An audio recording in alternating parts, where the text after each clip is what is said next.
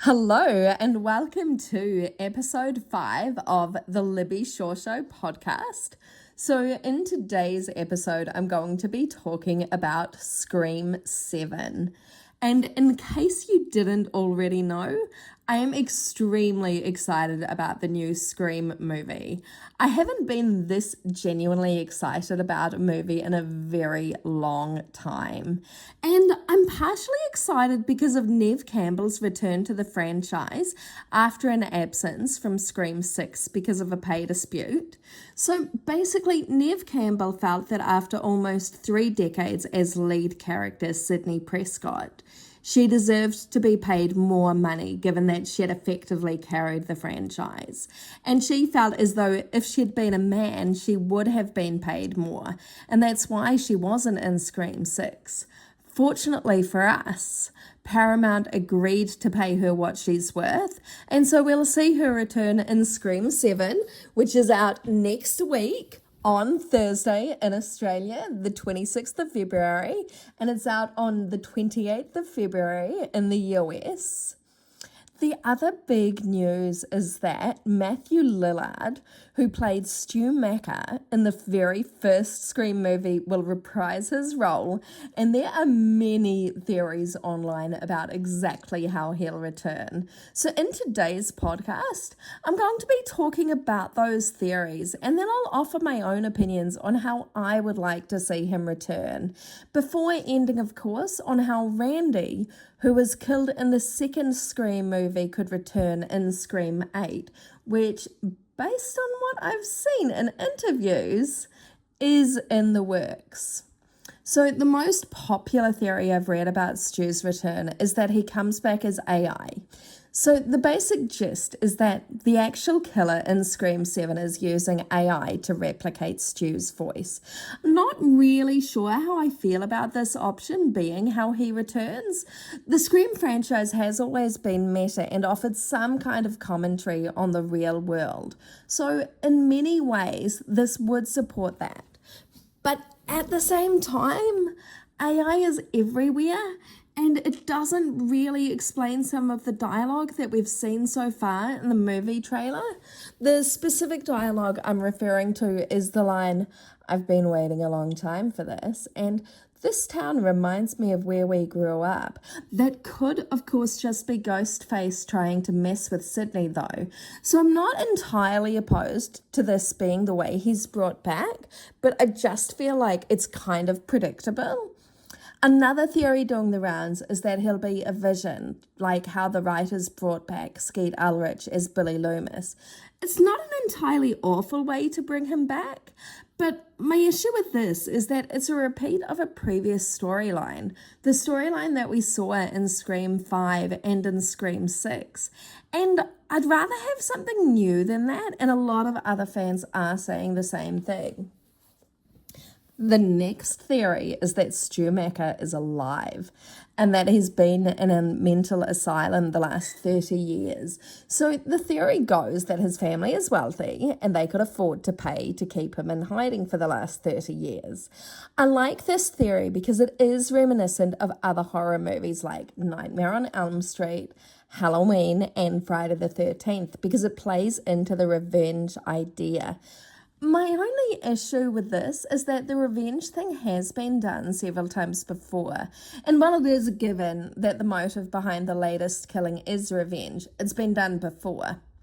My favorite theory that I've read online so far, and the one that I'm really hoping for, is Stu's redemption. So this theory goes that Stu was just peer pressured into the killings in the original Scream movie and that he's been in a mental institution for the last 30 years. Basically, the way I see this is that he's also a target and he's been forced out of hiding. Sidney Prescott would then be forced to work with him and Gale Weathers to overthrow Ghostface. I like this theory because it's new and original. It also provides a new point of conflict where Sidney has to fight her demons, literally and metaphorically, to reach the resolution. The other great thing about this particular theory is that it opens up the door for Matthew Lillard, who is such a great actor, to return to future Scream movies. So now let's talk a little bit about Randy's return. So Jamie Kennedy and other Scream cast members and crew members, they've all said that Randy was killed off too soon. And I completely agree that he was killed off too soon. But I guess the writers didn't know how successful his character would be.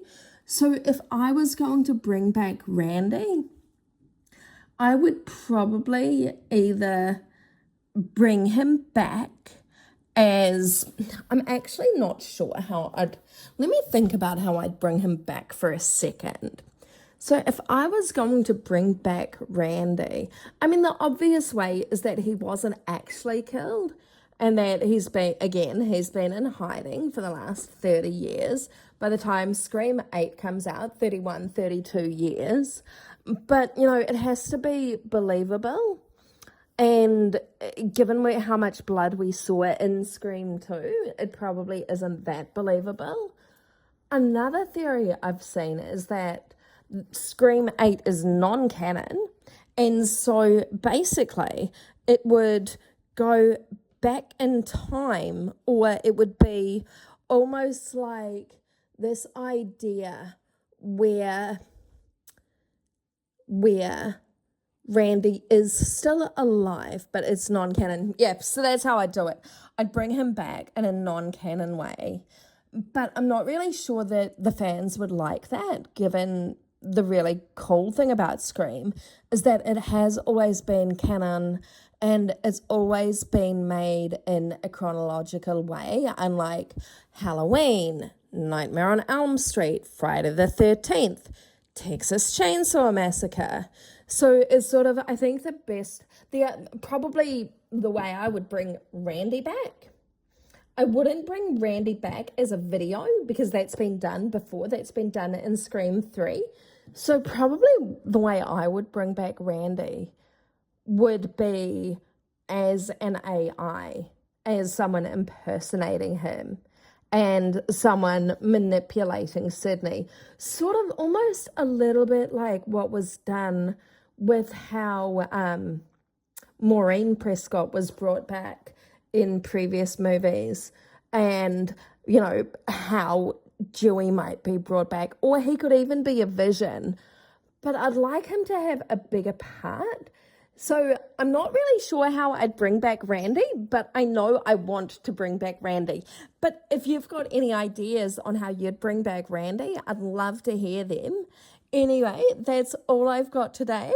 Thank you for tuning in, and I'll see you next time in episode 6 of the Libby Shaw Show podcast.